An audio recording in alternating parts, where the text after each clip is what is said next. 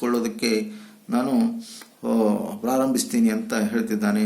ಹಿ returned home.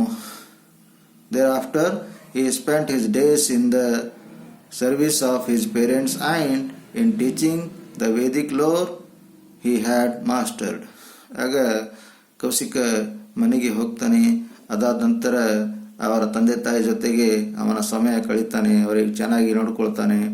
ಮತ್ತೆ ಅದು ಅಲ್ಲದೆ ಅವನಿಗೆ ವೇದಿಕ ಸಿದ್ಧಾಂತದ ಬಗ್ಗೆ ನಾಲೆಜ್ ಇತ್ತು. ಆ ಒಂದು ವೇದಿಕ ಸಿದ್ಧಾಂತದ ಬಗ್ಗೆ ಬೇರೆಯವರಿಗೆ ಕಲಿಸ್ಕೊಡ್ತಿದ್ದಂತೆ.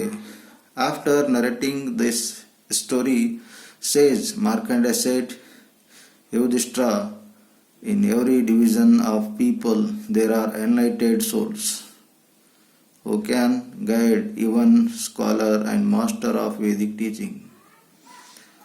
After narrating this story, says Markandeya said, ಹೇಳ್ತಾನೆ, ಈ ಒಂದು ಸ್ಟೋರಿ ಹೇಳಿದಾಗ ಮಾರ್ಕಂಡೇಯ ಹೇಳ್ತಾನೆ, Yudhishthira, in every division of people there are enlightened souls.